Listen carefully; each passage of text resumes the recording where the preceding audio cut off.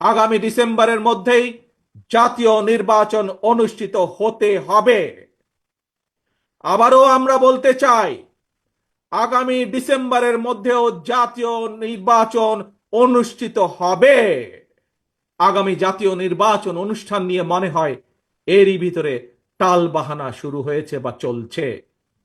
কথিত অল্প সংস্কার আর বেশি সংস্কারের অভিনব শর্তের আবর্তে ঘুরপাক খাচ্ছে আগামী জাতীয় নির্বাচনের ভবিষ্যৎ।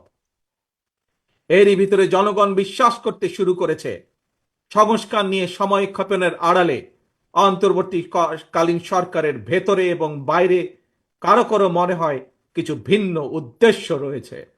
পলাতক স্বৈরাচারের সময় আমরা দেখেছি তারা কিভাবে আদালতকে অবজ্ঞা করেছে, আদালতের রায়কে অবজ্ঞা করেছে।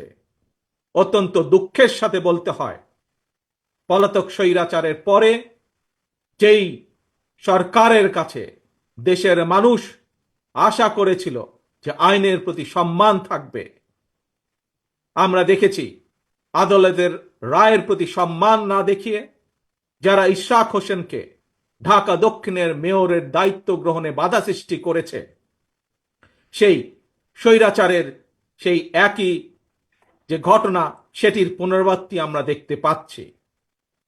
প্রিয় সমাবেশ, আপনাদের কাছে আমার আজকে জিজ্ঞাসা, যারা আইনের প্রতি শ্রদ্ধা দেখায় না, যারা আদালতের নির্দেশকে অবজ্ঞা করে, তাদের কাছ থেকে আমরা কতটুকু সংস্কার আশা করতে পারি? প্রিয় সমাবেশ, আমি প্রায় একটি কথা বলি, পুঁথিগত সংস্কারের চেয়ে ব্যক্তি মানসিকতার সংস্কার অনেক বেশি জরুরি। নর্থ কোরিয়ার সংবিধানে লেখা রয়েছে democratic people's republic of north Korea. সুতরাং কি লেখা আছে তার চেয়েও বেশি যেটি জরুরি তা হলো মেনে চলা। ইশরাকের ক্ষমতা গ্রহণ বা ইশরাকের শপথ গ্রহণে বাধা সৃষ্টি করে আজ আমরা আবারও স্বৈরাচারী মানসিকতার বহিঃপ্রকাশ দেখতে পাচ্ছি। প্রিয় তরুণ প্রজন্মের ভাই বোনেরা, নিরপেক্ষতা এবং বিশ্বাসযোগ্যতাই কিন্তু অন্তর্বর্তীকালীন সরকারের প্রধান পুঁজি। তাই তাদের প্রতি আমাদের আহ্বান থাকবে, তাদের প্রতি আমাদের পরামর্শ থাকবে। জনগণের বিশ্বাস ভালোবাসা নষ্ট হয় অন্তর্বর্তীকালীন সরকারের এমন কোনো পদক্ষেপ নেওয়া ঠিক হবে না। একই সাথে অন্তর্বর্তীকালীন সরকারের প্রতি আবারও আহ্বান জানিয়ে বলতে চাই, গণতান্ত্রিক আমি জনগণ এবং গণতন্ত্রের পক্ষের রাজনৈতিক দলগুলোকে দয়া করে প্রতিপক্ষ বানাবেন না।